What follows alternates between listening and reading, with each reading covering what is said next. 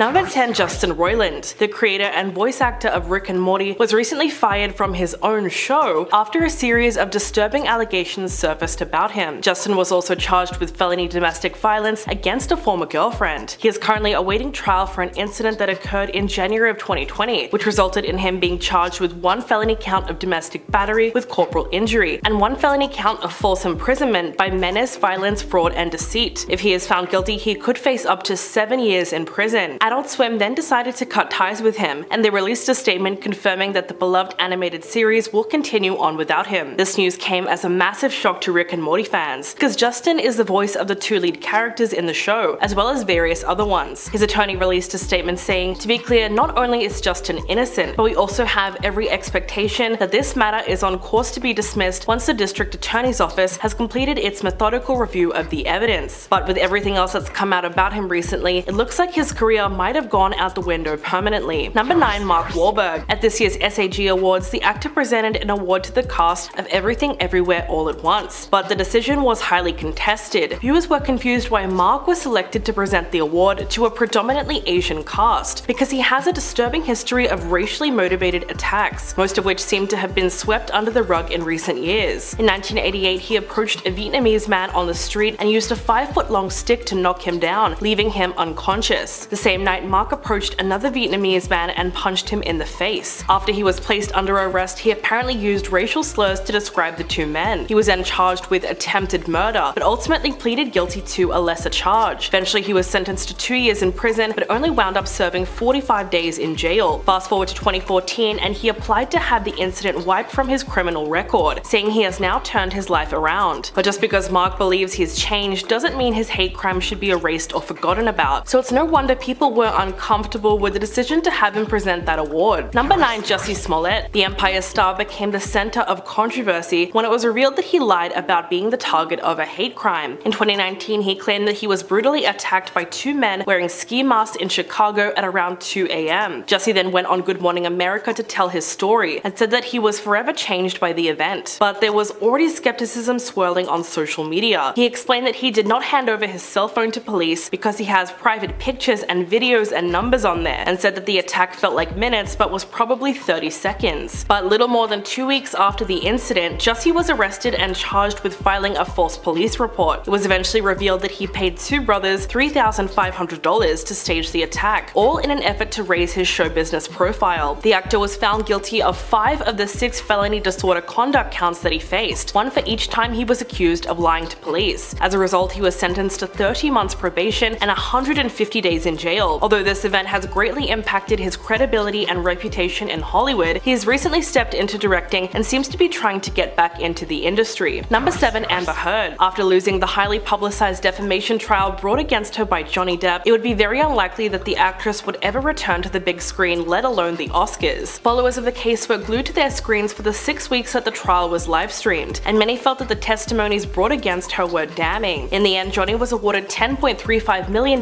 in damages, while Amber was awarded $2 million. Although in December, both of them agreed to a settlement where she would only have to pay him $1 million.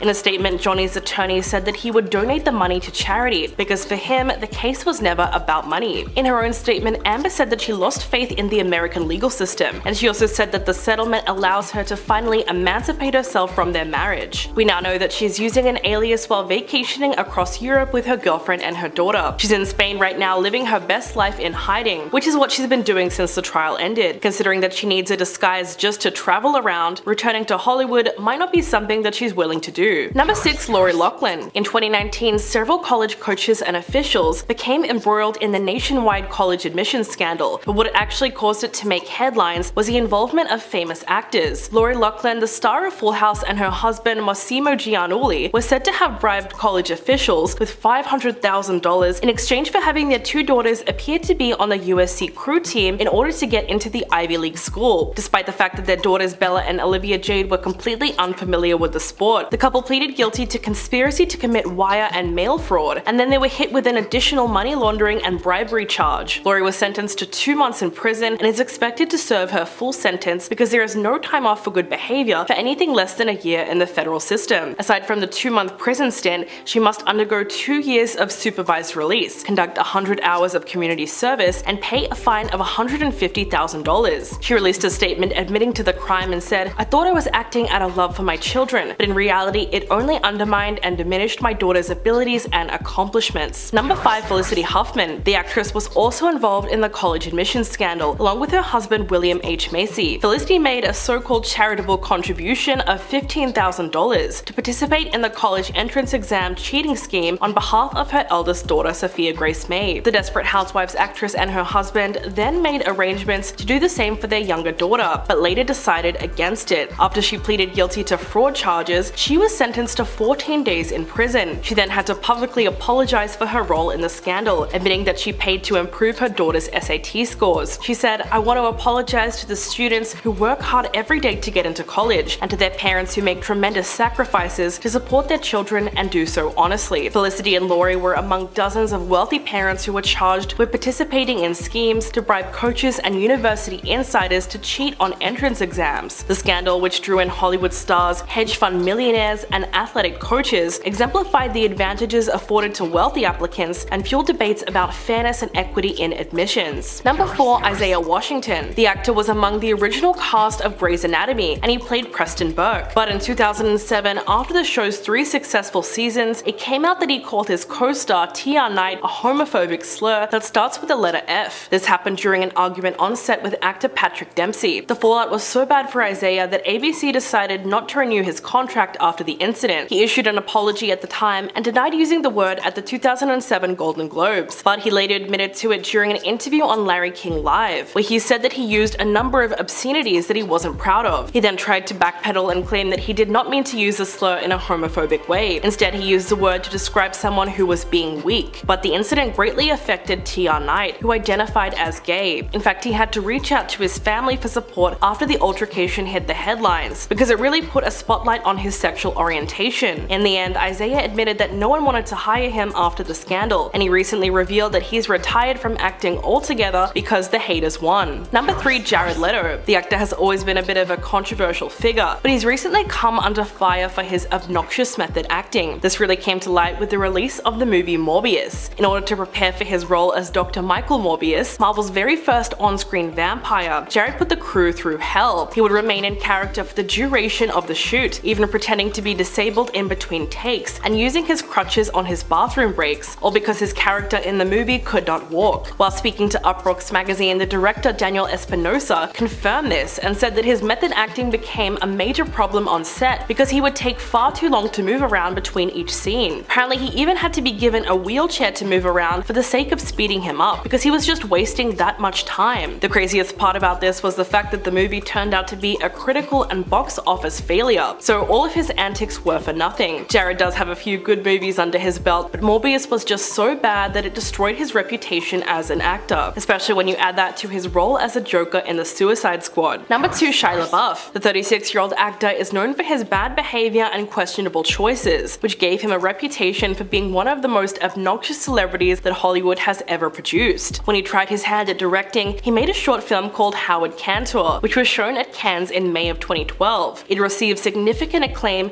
and praise from critics everywhere, but no one realized that the script was actually stolen. It turns out that Shia copied word for word a book by Daniel Close and did not give him credit at all. To make matters worse, when he was confronted about it, he apologized and then later revealed to have plagiarized all of his apologies from other people. Add this disaster to the allegations made against him by FKA Twigs in 2021, and you can see why he's really problematic. The singer filed a bombshell lawsuit alleging that he was physically and verbally violent towards her during their relationship. She also made the claim that he would attack stray dogs in order to get into character for his film The Tax Collector. She even described the time when they were both in the car speeding towards LA, and Shia was driving recklessly. He allegedly removed his seatbelt and threatened to crash the car unless she professed her love for him. So there's really no reason he should be getting hired for any more projects. And coming in at number 1, Armie Hammer. The once successful actor used to have a very wholesome image, and he became incredibly popular after his role in The Social Network, but he's since had one of the swiftest downfalls in history. On January the 12th in 2021, a woman claiming she was previously involved with him revealed screenshots of their alleged exchanges via Instagram. These messages were extremely disturbing and graphic in nature. Armie allegedly wrote in one message, "I am 100% a cannibal. I want to eat you. I need to drink your blood. And I need to eat your entire body. I want to bite pieces off you." Armie also also allegedly boasted about how he attacked a deer, cut its heart out, and ate it. When these messages were leaked, the actor's life turned upside down. More allegations came out against him, and he was eventually named a suspect in an LAPD case. Not long after, his wife Elizabeth Chambers left him, and even she called him a monster. He was then dropped out of 2 high-profile projects and is now residing in a resort on the Cayman Islands. Although he has not officially been banned from attending award ceremonies, it's highly unlikely that he would be welcomed into the Oscars with open arms. What's up, guys? My name's Dave, and this is Michael. What's up, guys? Welcome to I.O., where we overload you with information. And information overload! Whoa! So, did you watch the Oscars last night? I was watching them, and I quite enjoyed myself. Did you? Mm-hmm. What was probably the best thing about the Oscars? It had to go with Seth MacFarlane. I'm a huge fan of the boob song. I'm a boob man. How about you? It was funny. I thought it was ingenious, and I think it shattered some people's dimensions of their, their future acting career. But yeah, there was a few people in the audience kind of going, yeah. But it's true. Charlize Theron. And Naomi Watts. These girls were going, why is he bringing this up? Oh yeah, I know. It was but they shouldn't have flashed the cash if they don't want it made public, right? Exactly. If they want to be like dedicated actors to their craft, they shouldn't go, well, flash time, that's the way I think about it. Oh, there was one person, it was Jennifer Lawrence. She actually, she was doing some fist bumps because no one's actually seen the And we all, I think, kind of wanted to see that. We're all hoping for. Well, when she went to accept her award and tripped and fell, I was thinking, this is it. This is the time. Yes! Yes! I didn't see it. Nothing. Absolutely nothing. Well, you know what? Besides that, let's talk about best actor. What do you think? Oh my goodness. Well, and of course, it went to a man who's already got 2 Oscars at home. Daniel Day-Lewis. Daniel Day-Lewis, the big guy, right? The Daniel Day-Lulu. You know what I'm saying? I think, you know what? He definitely deserved that this year because, I mean, you rock a beard, I rock a beard, and you're playing Lincoln of all guys, the guy in the tall hat. And to me, to be perfectly honest, if you're 40 days on set, 50, 60 days on, these things itch after a while. So I'm giving him definitely Best Actor because of that reason. If they're giving out awards for dodging razors, he definitely deserves one. Oh yeah. But you were gonna say something? I don't know. I think Denzel Washington, a bit of that. He was getting the shakes just looking at. For me, that's not acting, that's real life, but he demonstrated a really good job. Absolutely. So I would have went with Denzel, but Daniel Day, take another Oscar. Best Picture. Best Picture was Argo! Argo! Do you agree or I never saw Life of Pi. Argo was good. If I could put it into an emotion, it would be like this. Argo! It was just totally amazing. And there's also some throwbacks there to our Canadians. The film, they borrowed a Canadian identity. There was a few shots of passports. Yeah. And the film industry here, we'll take anything we can get. I mean, let's say Argo was a good film, but to be perfectly honest, I still think Skyfall definitely. I'm one of those Skyfall guys. I'm sorry, but James Bond, I like to see big explosions, I like to see big cars, awesome cars, and ladies. Well, what you got was Big Adele, and she won the award for best. She won the best for best soundtrack and song in a film. I mean, we totally saw that coming because there was like so much media towards it. One more thing, did anyone notice Kristen Stewart? She was sitting at the Oscars alone. I think right next to her was like John Travolta. What? Looks a little awkward. She looked a little uncomfortable, but isn't that Kristen Stewart? John Travolta, man, some serious Botox, you know what I'm saying? Like, that was definitely like, it's like, I didn't think guys Botox, but clearly he does. Well, he's living the movies, Face Off. To an extreme.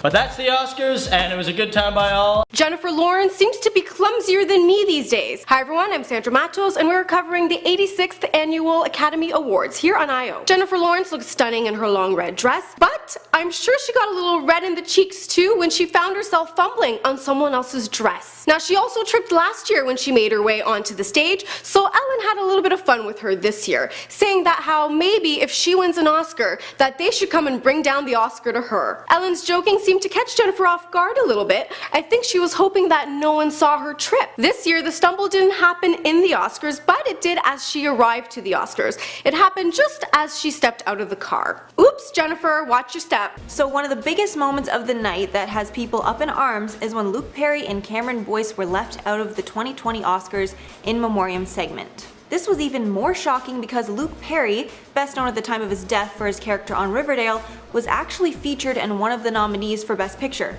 Once Upon a Time in Hollywood. He played Wayne Maunder in the film, and although it was a smaller role, Perry did still share a scene with the movie's lead, Leonardo DiCaprio, and was even listed on the SAG nomination for Best Ensemble. So here I really can't understand why he was left out.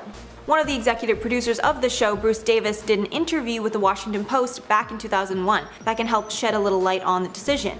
He said, quote, "If a person's career has been primarily in television or live theater, we say we're gonna let that person go and assume that the Tony people or the Emmy people will pick that up." So essentially he's saying that the Oscars is reserved for cast and crew more intertwined in the film industry, and both of these men are better well known for their television than film careers. Especially for Boyce, since the former Disney Channel star had a very successful career in television spanning more than 10 years, but only appeared in about 5 films, with 6th on its way currently in post-production called Runt. But this doesn't explain Perry's omission, as of course he was very well known for his roles on 90210 and Riverdale. He also starred in a whopping 36 movies, including Once Upon a Time in Hollywood that I mentioned earlier.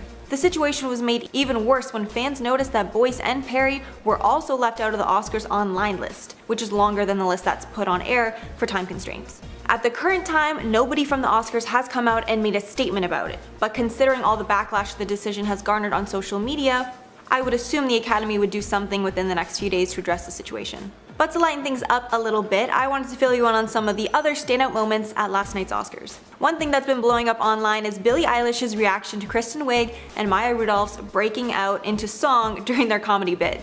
To be honest, I thought the lady sounded pretty damn good, but I was shocked when Billie looked very unimpressed. However, tons of fans online are defending her by saying that she was most likely just responding to the fact that she was being shown on camera during the performance, in more of a question type way, like, why are they showing me right now, kind of thing. And of course, Twitter memed the heck out of this like they always do. This one's my favorite though. Me remembering tomorrow is Monday. That was me 100% yesterday. Another thing that was just a cute, heartwarming moment was when Timothée Chalamet photobombed Margot Robbie and they got this adorable shot together. Oh my god, I love them so much. And if you were excited to see Eminem finally perform Lose Yourself after the song won in 2003 for Best Original Song for the movie 8 Mile, Martin Scorsese did not feel the same way as they showed him literally sleeping during the performance. Guess I'm not the only person who thought this show was kind of boring. Also, Natalie Portman showed up again as the feminist icon that she is by wearing a cape over her dress with all the names of female directors that were snubbed on it this year, as not one single woman was nominated. I freaking hate that, but love that for her. I love how she does stuff like that all the time. Then Julia Butters was already the cutest person on the carpet, but got even more adorable when she showed everyone that she brought her own sandwich to the show, as she said she doesn't like the food. Honestly, like, we just don't deserve her. She is so adorable, and her performance in Once Upon a Time in Hollywood, like, she's just so amazing. She's like better than I will ever be, literally. And lastly, Parasite won the coveted Best Picture spot and Best Director award. And the whole cast, even the interpreter, won over everyone's hearts with how wholesome and proud they all were. And they deserve to be, as the film is the first non-English film to ever win Best Picture. And the crowd showed their love when, in an attempt to cut their speech short, the Academy put down the stage lights and started to shine it on Jane Fonda. But Tom Hanks and Charlize Theron fought back by cheering up, up, up to signal they wanted to hear the rest. And because of them, the Academy let them finish, which is just so cute. We always love people helping each other and lifting them up. And as you might have heard, the show did not have a host, which a lot of people blame for the fact that the show felt unhinged at times, but then painfully boring at others. I hope after this year they get a host for the next one. My vote's for Ricky Gervais. He just killed it at the Golden Globes. After Rami Malek won his first Oscar for Best Actor in a Leading Role, he fell off the stage and landed flat on his face. If that's not the most relatable thing I've ever heard, I don't know what is. Welcome back to InformOverload, the channel that tells you about the most interesting viral news stories we find on the internet. I'm Charlotte Dobre. Hit that subscribe for daily news updates that will make you stop what you're doing and follow us on Instagram. So before I get into this video, tell me down there in the comments, did you watch the Oscars? What was your favorite moment? I was blown away by Lady Gaga's and Bradley Cooper's performance. Does anyone else ship that? Because I know that they're both in relationships, but I low-key want them to end up together. Tell me your favorite Oscar moment down there in those comments. 37-year-old Rami Malek won Best Actor for his role as Freddie Mercury in Bohemian Rhapsody.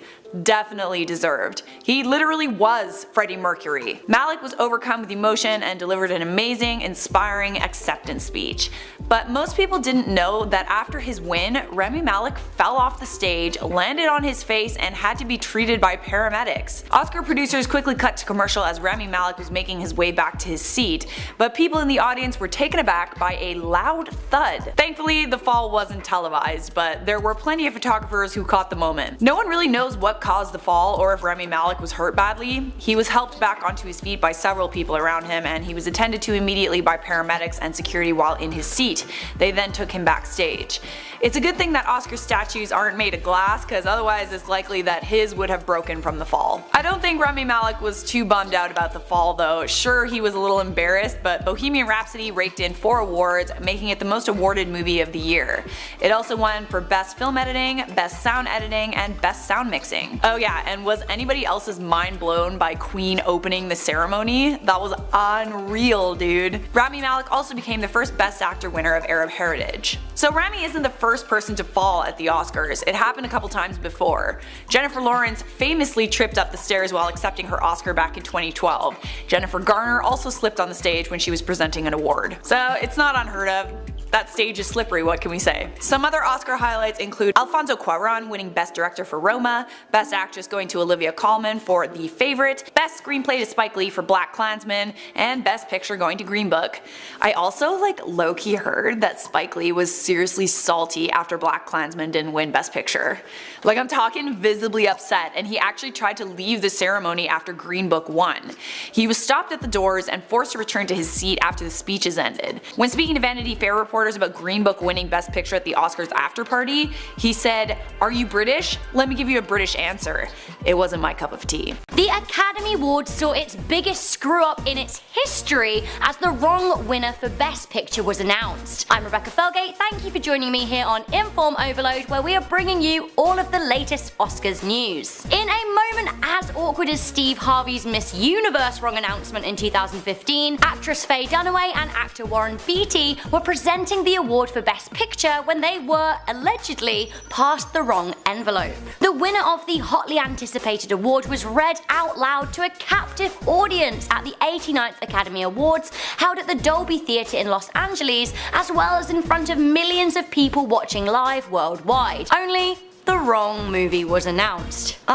Warren Beatty did look quite uncomfortable and confused when he opened the envelope, which he then passed on to Dunaway to read out loud. Dunaway then said the sentence, and the winner of the Academy Award for Best Picture is La La Land. Cue the whole cast and crew of the movie getting up on stage, picking up the award, yielding it to the sky, getting teary, smiling, thanking their friends, their families, their loved ones. That was until the Oscars producers got on the stage and started to fill in the team that actually they had not won at all, and the winner was Moonlight. One of the most awkward moments was Fred Berger receiving the news mid-speech. He then continued his speech but then finished it with, "We lost, by the way." He then announces that Moonlight should come to the stage as they were the real winners. Cue the gasps from the shocked audience members. Everyone was like, "No." Ryan Gosling's face after hearing the news is pretty spectacular. Emma Stone's reaction was, "I f***ing love Moonlight." And then there were the jokes at Steve Harvey's expense. It was the epitome of awkward, so awkward, especially as the Moonlight team thought that they were on the receiving end of some weird and sick joke. As the correct envelope was brought to the stage, it was held up to the camera so all could see that it was indeed correct. The story seems to be that the hosts were handed the wrong envelope, instead receiving the envelope for Emma Stone's Best Actress Award in La La Land. However, Emma Stone said backstage, "I was holding my Best Actress card the whole time, so whatever story you heard, I don't know what happened, but I wanted to tell you that."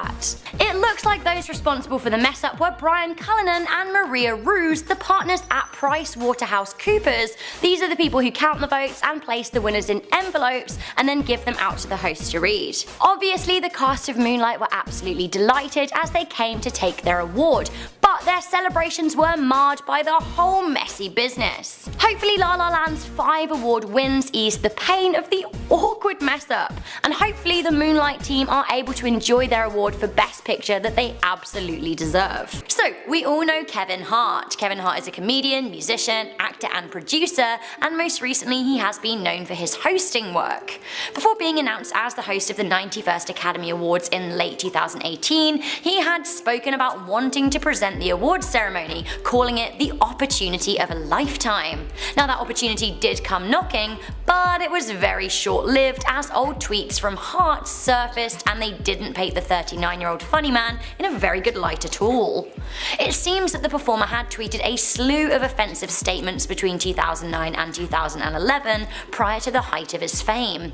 Some of the tweets have now been deleted, but the good old Daily Mail has yo back. They've got screenshots. You gotta keep those receipts.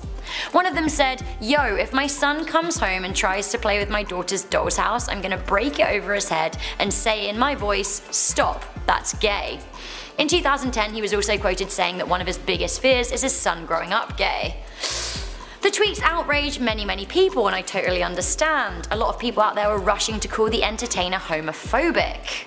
BuzzFeed's senior film reporter Adam B. Vary did some investigation and went on a deep dive of Hart's old tweets. He wrote, "I did a search for every time Kevin Hart tweeted homo or gay. It was a lot." And he seems to have basically stopped tweeting those words after 2011, i.e. the year his first stand-up movie came out.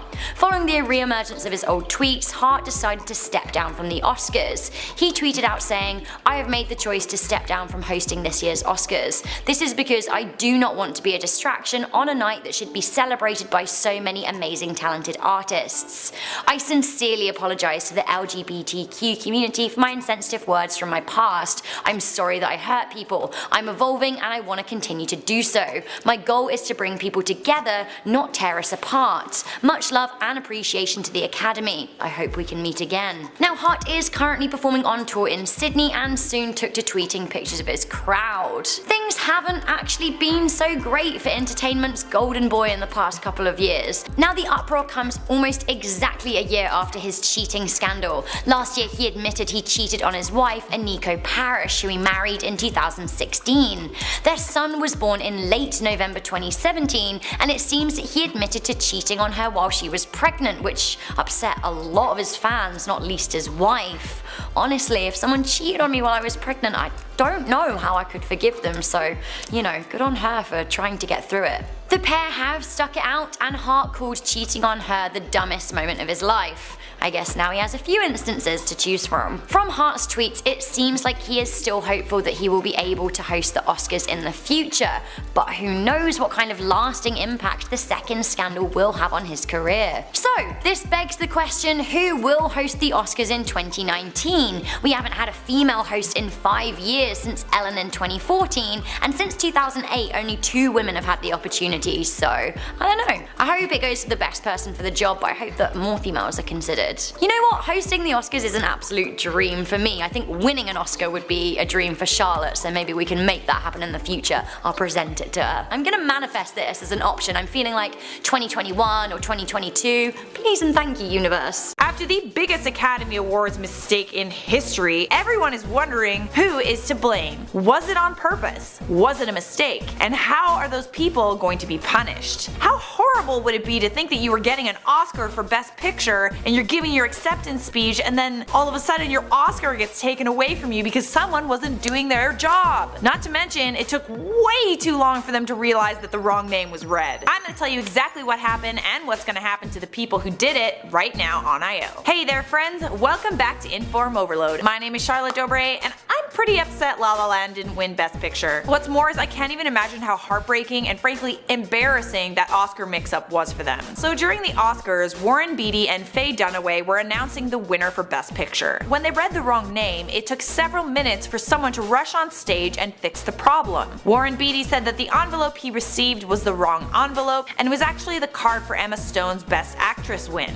Things got a little more sketchy later on at night when Emma Stone told reporters that she had the envelope the whole time. time. So does that mean that this mix-up was not a mix-up at all? Was it done on purpose? For like publicity or for better ratings? So according to the Academy's president Cheryl Boone Isaacs, the two accountants who handled the winners' envelopes during Sunday night's show were Brian Cullinan and Martha Ruiz. She said they have one job to do. One job to do. Obviously there was a distraction. Cheryl said they will never work an Oscars night again. And how did that mix-up happen? In a statement released by PwC, which was the accounting firm that employed these two people, they said that Brian Cullinan mistakenly handed the backup envelope for actress in a leading role instead of the envelope for Best Picture to the presenters. Once the error occurred, protocols for correcting it were not followed through on quickly enough by Mr. Cullinan or his partner. No kidding! The award for Best Picture is the most important award of the whole night. What the heck were you doing backstage? And don't you like look in the envelope to make sure you're giving the right one? Seriously guys, this was all kind of face palms, but it will be remembered as one of the most infamous Academy Awards ever for this reason. Trump jabs peppered the 89th Academy Awards as host Jimmy Kimmel tweeted the President of the United States to say that Meryl says hi. I'm Rebecca Felgate, continuing to bring you the Oscars news right here on Inform Overload. To say that Donald Trump has caused a stir in Hollywood recently may be a slight understatement. The controversial 45th President of the United States famously lashed out at decorated actress Meryl Streep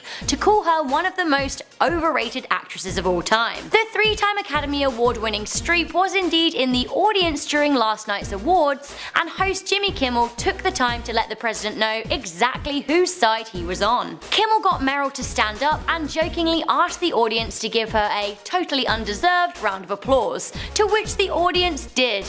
Everyone stood and clapped for her, and she deserves it. Kimmel also poked fun at her dress, asking if it was an Ivanka. This jibe came after Meryl's feud with Chanel chief Karl Lagerfeld, who admitted that he had falsely accused the actress of asking for money to wear Chanel on the red carpet. During Kimmel's opening speech, the award host actually thanked President Trump, saying, "Remember last year when it seemed like the Oscars were racist?" After which the cheeky host continued with, "We're gonna have fun tonight." Kimmel later tweeted the president live on stage, becoming worried that after 2 hours into the show, the usually outspoken Prez hadn't tweeted at the show once. Kimmel tweeted him to say, "Hey, you up?"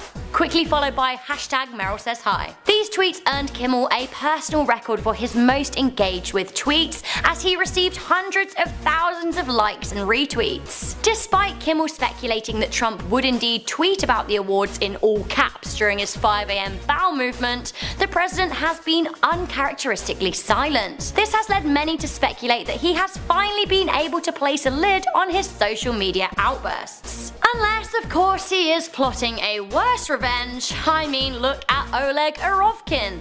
Even though Kimmel made plenty of jokes, there was one very serious message in his speech. He said, "There are millions and millions of people watching right now, and if every one of you took a minute to reach out to one person you disagree with and have a positive, considerate conversation, not as liberals or as conservatives, but as Americans, if we did that, it would make America great again. It starts with us." I for one think this applies to everyone, not just America. For the first time in many years, everyone is talking about the Oscars, but it has nothing to do with anyone winning any awards. Everyone instead is talking about Will Smith slapping Chris Rock in the face after the comedian made a joke about Jada Pinkett Smith. The 94th Academy Awards took place on Sunday, and all was going swell until Will Smith took great offense to a joke about his wife. Chris was introducing the award for Best Documentary when he turned his attention to the Smith family, who appeared to be front and center. Rock joked that he was looking forward to seeing Jada in G.I. Jane 2, which was a poorly timed joke at Jada's lack of hair. To explain the joke, G.I. Jane is a 1997 movie starring a bald Demi Moore as a soldier. Little did Chris know, Jada had been diagnosed with alopecia, which is an autoimmune condition characterized by rapid hair loss in the scalp, eyebrows, and eyelashes, for which treatments are very limited. In the clip, you can see that initially Will Smith actually laughs at the joke, but then when he notices that Jada is rolling her eyes and clearly displeased, he gets up to defend his wife. Will then marches straight at Chris Rock and proceeds to slap him in the face. As Rock is stunned by this unscripted moment, he tries to explain that it was just a joke. Although Will is fired up at this point and clearly doesn't care as he shouts twice during the live broadcast, "Keep my wife's name out of your effing mouth." A now stunned Chris Rock must finish presenting the award for Best Documentary, but before continuing he says that was the greatest night in the history of television. I'm sure he meant to say that was the greatest moment in the history of television, but if you just got slapped in the face by Will Smith, you'd be a little out of sorts as well. Now, a lot of people were split on the internet about this. Some people were defending Will Smith, saying that he was just defending his wife and thought that Chris's joke was perhaps in poor taste. However, on the flip side of things, the other argument is that this should have been handled all off air. Plus, words should not equal violence. All this will do is make every comedian everywhere start joking about Jada because now they know how much of a sore spot this is for Will Smith. What's bizarre is that during the American broadcast, they actually cut the audio when Will started to yell at Chris. But for people watching in Australia, the sound was still going, and so the uncensored clip started to make the rounds online. In response to what took place, the Academy tweeted, "The Academy does not condone violence of any form. Tonight we are delighted to celebrate our 94th Academy Award winners who deserve this moment of recognition from their peers and movie lovers around the world." And as it turns out, this situation is much deeper than it appears. You see, this isn't the first time that Chris Rock has made fun of the Smith family. Back in 2016, the comedian hosted the Academy Awards where both Will and Jada were in attendance. Rock made fun of Jada publicly, saying that she was going to boycott the show after another year of all-white acting nominees. At the time, he said, "Jada said she's not coming. I was like, isn't she on a TV show? Jada's gonna boycott the Oscars? Jada boycotting the Oscars is like me boycotting Rihanna's panties. I wasn't invited." He also poked fun at Will Smith, who was being considered as a possible Oscar nominee for his role in the film Concussion. Chris went on to say, "Will was not nominated for Concussion. I get it. You get mad? It's not fair that Will was this good and didn't get nominated. You're right. It's also not fair that Will was paid $20 million for Wild Wild West." Now afterwards, Jada was asked about the jokes that Chris told, and she seemed to take them all in stride at the time. She said back in 2016, "It comes with the territory, sweetheart. Hey, look, it comes with the territory, but we gotta keep it moving. We gotta keep it moving. We gotta keep it moving. There's a lot of stuff we gotta handle, a lot of stuff in our world right now. We gotta keep it moving." This time around though, she was not as willing to absorb these jokes, and that was made clear by Will Smith being sent to the stage to slap Chris for what he said. You know the story by now. Chris Rock was hosting the Oscars when he made what people saw as an insensitive joke towards Will Smith's wife, referencing G.I. Jane,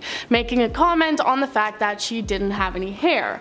But Jada suffers from alopecia, so her and her husband saw the joke as pretty distasteful, as some people would probably expect. But what people didn't expect was for Will Smith to march right up on stage during the live show and slap Chris Rock across the face, returning to his seat to yell out, "Keep my wife's name out of your mouth." For a time after, it was all people could talk about as everyone was just absolutely shocked, and then things quieted down for a while. But now we have seen both Will and Chris opening up to talking about the situation. Will Smith in his incredibly strange and manufactured apology video, and Chris Rock at his various different comedy show stops. So let's see what Chris had to say at his show about potentially hosting the Oscars again next year. The weekend after the Oscars, Chris was already back to doing his tour, and his next comedy show completely sold out.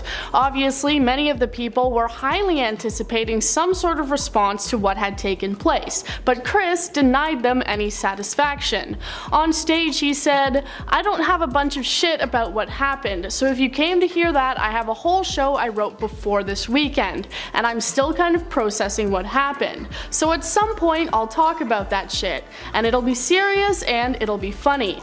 At a later show, he started opening up more about it, saying, "Anyone who says words hurt has never been punched in the face. I am not a victim. Yeah, that shit hurt, but I shook that shit off and went to work the next day. I don't go to the hospital for a paper cut." In the same show, Kevin Hart also made light of it when he gifted Chris Rock a goat and said that it was named Will Smith. Besides these quick comments, we didn't hear much about what Chris actually felt towards the situation, until now. At a comedy show he recently had in Phoenix, Arizona, an audience member apparently asked him to talk about what had taken place on stage, which is something I'm sure he's probably tired of being asked by now.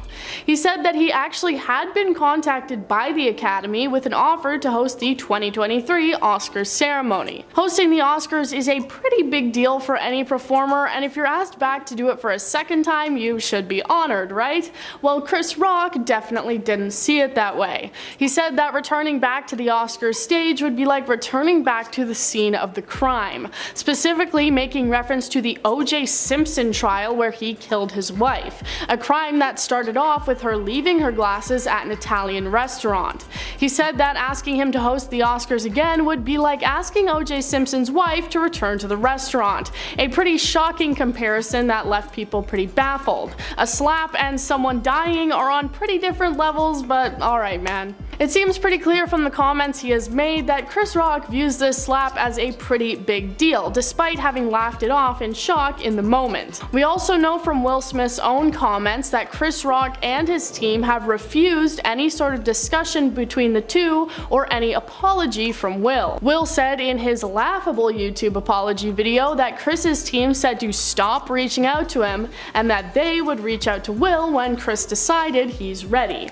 With Chris seeming to open up more and more about the situation, it seems like Chris may be ready to talk with Will about it soon. But on the other hand, with the drastic comparisons he's been making, it's possible that Chris may never accept an apology from Will at all. During an interview that was filmed months before Will Smith's infamous slap of Chris Rock, Smith admitted that he had visions of losing his career, and he now believes he saw his future years before it happened during a hallucination. I'm Mackenzie and let's get into the crazy details. Smith was interviewed by David Letterman for his Netflix show My Next Guest Needs No Introduction, months before the Oscars fiasco, and during that interview, Smith admitted that he was scared for his career. During the interview, Smith said, quote, "I'm drinking, I'm sitting there, then all of a sudden it's like I start seeing all of my money flying away, and my house is flying away, and my career is gone away, and I'm like, and I'm like trying to grab for my money and my career, my whole life is getting destroyed, my fear." Smith also said he heard a voice telling him, "This is what the F it is, this is what the F life is." During this vision, he heard his daughter Willow yelling out, quote,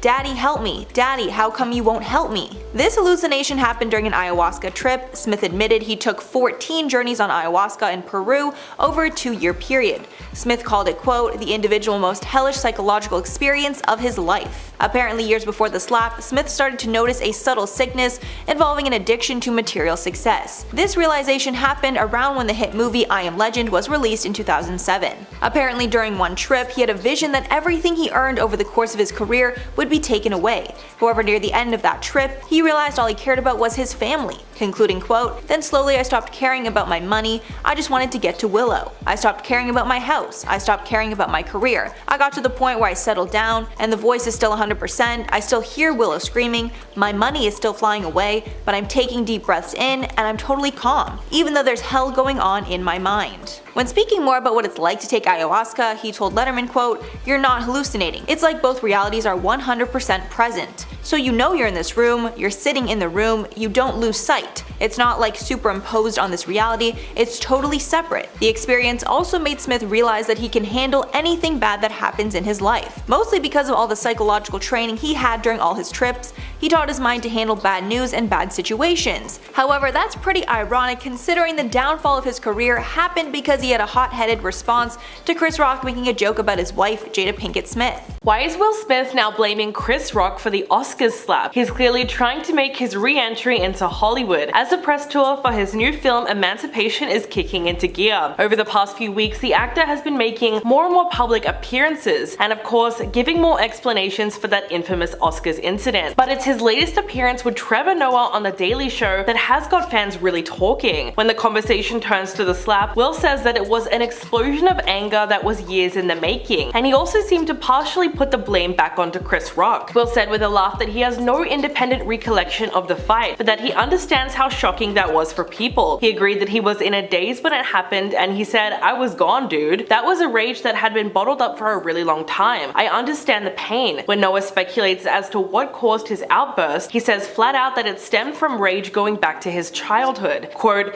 "It was a lot of things. It was a little boy that watched his father beat up his mother, you know? All of that just bubbled up in that moment. That's not who I want to be." Will also claimed that there were other things he was going through that night which no one knew about, and that's why he erupted in violence. He went on to say, "That was a horrific night as you can imagine. You know, there's many nuances and complexities to it, but at the end of the day I just lost it, you know?" Then he says, "You just never know what somebody is going through." At this point, Will then makes a plea to the audience, telling them to be nicer to each other because you never know another person's troubles. So in a way, he was almost saying that comedians like Chris Rock should tread lightly when telling jokes because at any moment someone in the audience might snap, because of course they're going through something. To be fair, Will also made it clear that that didn't justify his behavior that night, but the whole thing still came off as a bit of an excuse. And it gets even worse when Trevor asked what he learned from the incident, and he just says, "We gotta be nice to each other, man, you know? It's hard." He explained that hurt people, and that he took his pain and put it onto someone else. In response, Noah says that he believes that the slap was not who he is as a person, and says that everybody makes mistakes. Will agreed and said, "I've always wanted to be Superman, I've always wanted to swoop in and save the damsel in distress, and I had to humble down, and I had to realize that I'm a flawed human, and I still have an opportunity to go out into the world and contribute in a way that fills my heart, and hopefully help other people." What he's referring to, of course, is his new movie Emancipation, which may well see him in contention for another award next year, but the question of whether or not it's too soon for him to make a comeback is still up in the air, and he knows that. Will says he will absolutely respect moviegoers who are not ready to see his upcoming film. Instead, he says that his deepest concern is that the Emancipation team will face the consequences of his actions, and the idea that they might be denied because of him is something that he finds very distressing. In the end, he says he just hopes that their work will be honored and not affected by his horrific decision. He also believes that audiences will go out and see the movie. He said, "I'm hoping that the material, the power of the film, the timeliness of the story, I'm hoping that the good can be done would open people's hearts at a minimum to see and recognize and support the incredible artists in and around this film." Will has the lead role in the movie playing Peter, a man whose path to freedom forces him to rely on his wits, unwavering faith, and deep love for his family as he journeys north, escaping the cold-blooded hunters and surviving the unforgiving swamps of Louisiana along the way. The film is inspired by a true story, which came from the 1863 photos of whipped Peter, taken during a Union Army medical examination that first appeared in Harper's Weekly. According to Will, the movie served as one of the most grueling and transformative processes of his entire career, and that his character's journey mirrored his own search for faith during that difficult time in his life. The actor said that he's learned many things from Peter, and he's absolutely changed after having this spiritual run-in with this great man. But as for the film's reception, there's a real possibility that it might become part of his 2023 Oscar campaign. We know that back in March, Will was banned from attending Academy events for a decade, but funnily enough, he is still technically eligible to be nominated and even win another award at next year's ceremony. The only thing is, if he does win, he wouldn't be allowed to accept the award in person.